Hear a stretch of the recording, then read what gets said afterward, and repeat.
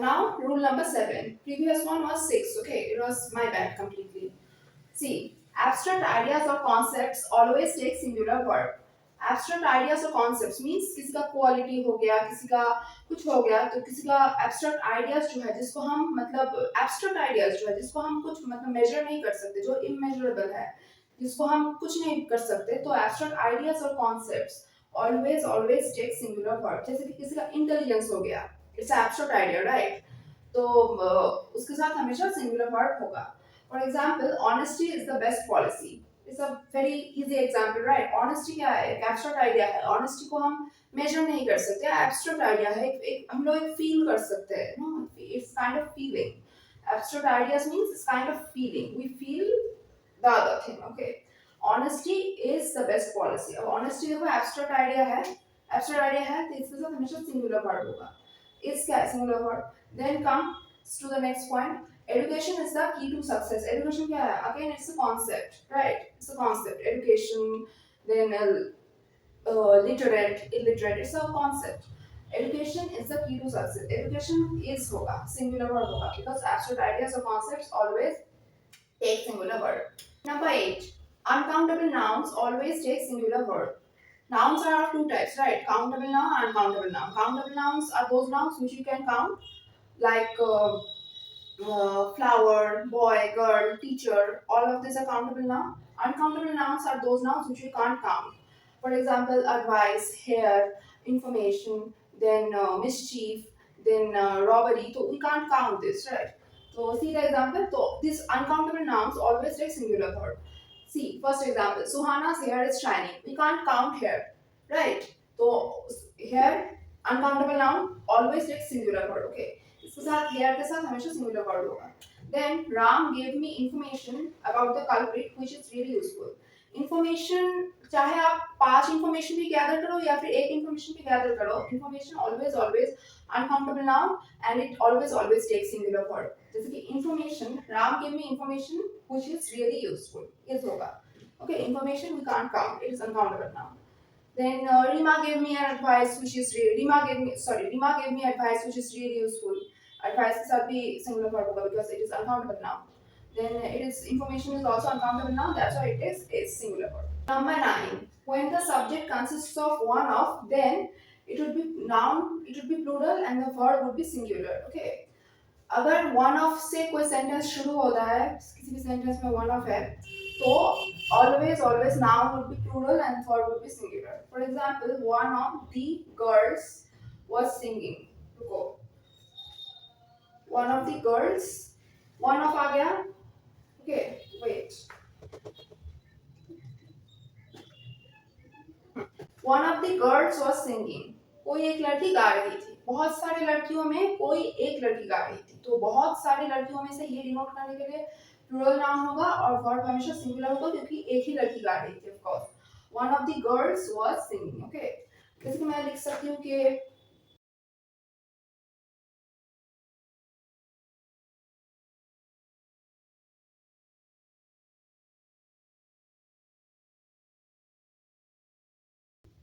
One of the boys has committed the crime. Okay, बहुत सारे लड़कों में से, इसलिए बहुत सारे लड़के मतलब इसलिए एस होगा, मतलब प्लूरल नाउन होगा.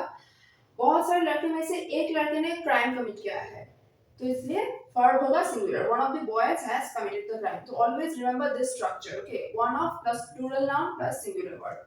Always remember it. Note it down in your copies also. या फिर you can take a screenshot also. Some nouns are always plural. We can't make them singular. They always take plural verb. कुछ nouns ऐसे होते हैं जो हमेशा उनके साथ s लगा हुआ होता है, वो हमेशा plural forms में ही होते हैं. हम उसमें से s को निकाल कर उसको singular नहीं बना सकते हैं. तो ऐसे nouns जो होते हैं वो हमेशा plural verb देते हैं. For example, scissors, कैंची. Okay, scissors को हम scissor नहीं लिख सकते हैं. scissors के साथ हमेशा r होगा, s नहीं होगा. trousers, trousers क्या है? पैंट है ना, तो trousers are हमेशा r होगा. trousers is नहीं होगा. Though they are denoting a single thing, but they are in a pair, right? This is spectacles.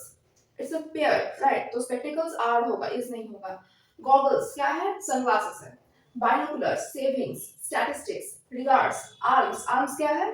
भिखारी को भीख जो देते हैं उसको alms बोलते हैं. शॉर्ट्स, आर्काइव्स, आर्काइव मीन्स क्या है, जो हिस्टोरिकल डॉक्यूमेंट्स होते हैं उसको हम आर्काइव्स बोलते हैं।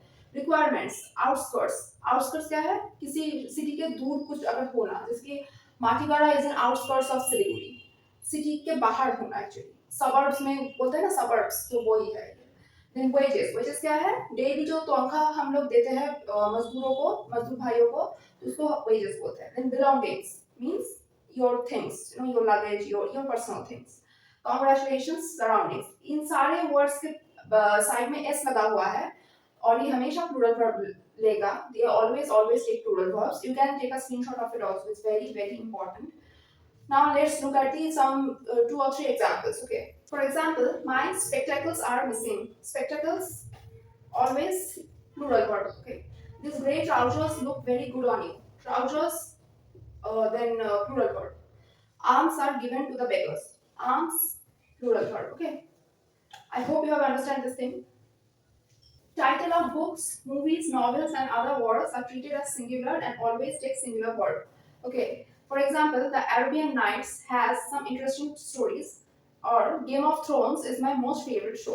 Game of Thrones साइड में एस है, लेकिन गेम ऑफ थ्रोन्स क्या है, एक सिंगुलर पीस है ना, एक शो है, एक ही शो है, तो game of thrones is my most favourite show. Arabian nights same, Arabian nights में बहुत सारी स्टोरीज है, लेकिन एरबियन नाइट्स एक ही बुक है, राइट, तो Arabian nights has some interesting stories. तो title of books, always remember this, title of books, movies, novels and other works are treated as singular and always take singular verb. Same अगर किसी movie के and में s लगा है, लेकिन movie तो एक ही है वो, है ना, तो इसलिए वो हमेशा सिंगुलर वर्ब होगा, मूवी के बाद भी सिंगुलर वर्ब होगा, क्योंकि वो एक सिंगुलर थिंग है, एक ही चीज है।